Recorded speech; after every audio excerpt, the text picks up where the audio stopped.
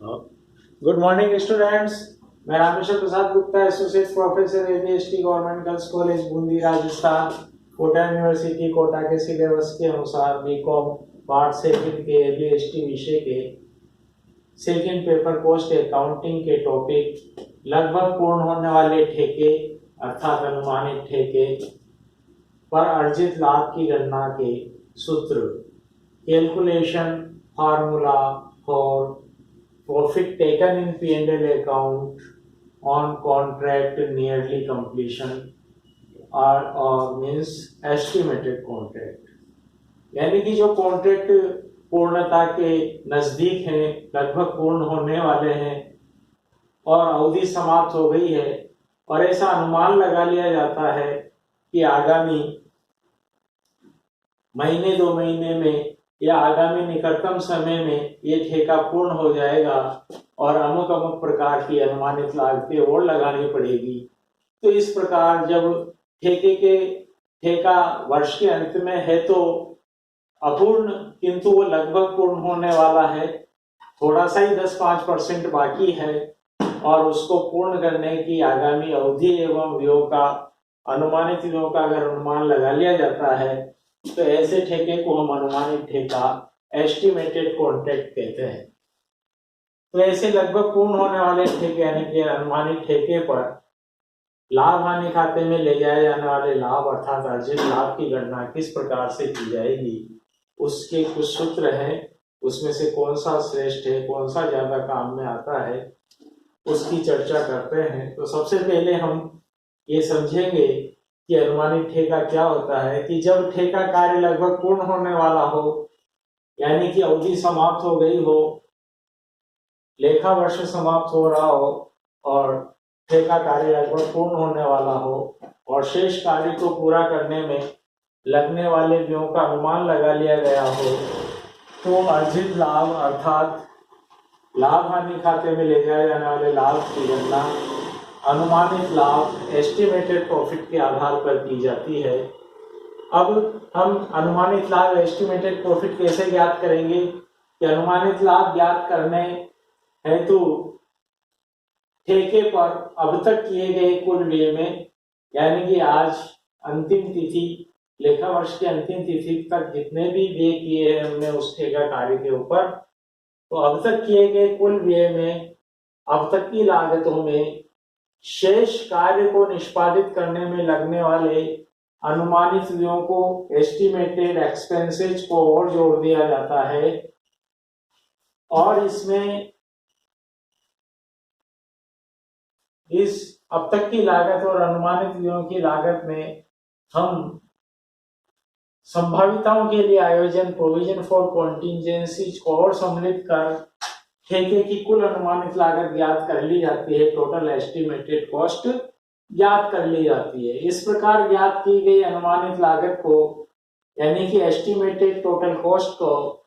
ठेका मूल्य यानी कि कॉन्ट्रैक्ट प्राइस में से घटाने पर हमें अनुमानित लाभ एस्टिमेटेड प्रॉफिट की राशि ज्ञात हो जाती है। और फिर जब एस्टिमेटेड प्रॉफिट ज्ञात हो जाता है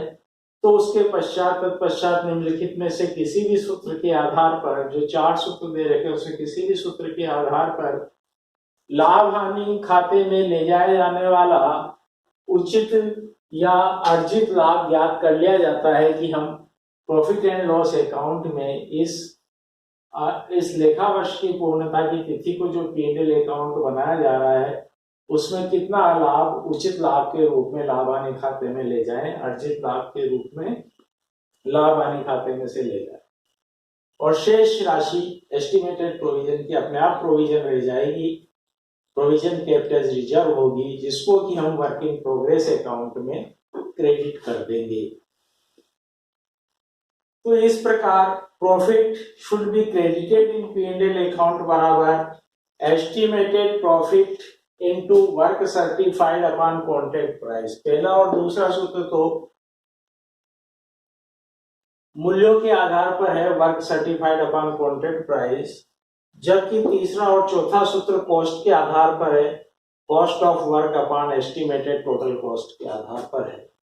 तो पहले दो मूल्य के आधार पर है, आखिरी 2 कॉस्ट के आधार पर है। तो पहला सूत्र है estimated profit into work certified upon contract price.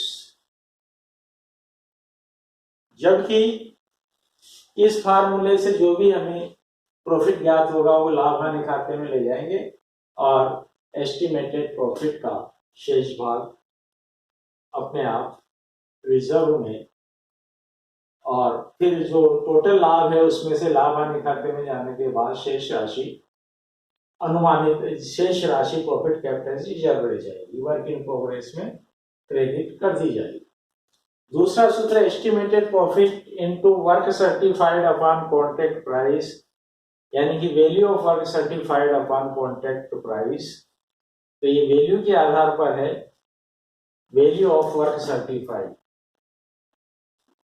Value of work certified.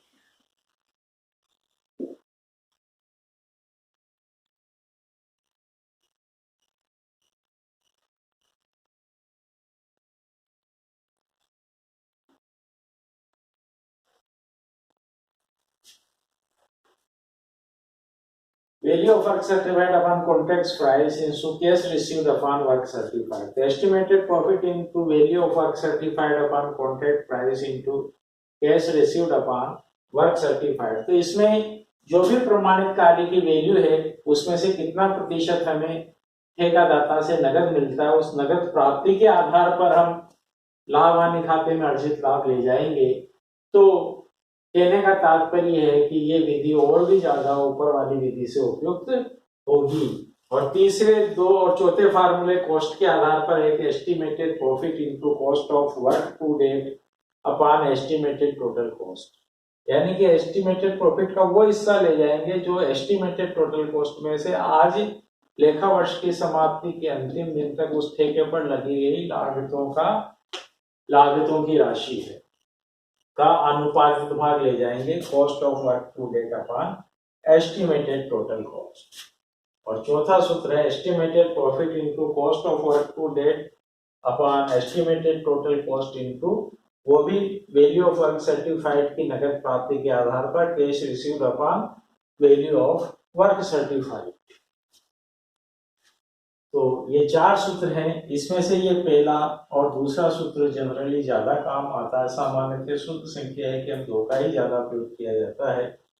इसमें भी जो द्वितीय नंबर का सूत्र है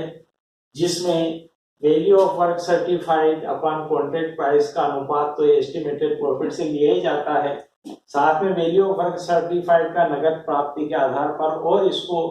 अनुपातिक कर लिया जाता है। तो उससे लाभ हानि खाते में ले जाया जाने वाला लाभ बिल्कुल नगद प्राप्ति के आधार पर हो जाता है। नगद में अर्जित किया गया लाभ लाभ हानि खाते में ले जाया जाता है। अतः ये सेकंड फार्मूला और ज्यादा श्रेष्ठ है, बेस्ट है और ज्यादा श्रेष्ठ है। तो इसमें सूत्र संख्या बहुत ज्यादा उपयुक्त एवं श्रेष्ठ है। तो ये रहा अनुमानित ठेके यानी कि लगभग पूर्ण होने वाले ठेके पर अर्जित लाभ की गणना के सूत्र। धन्यवाद।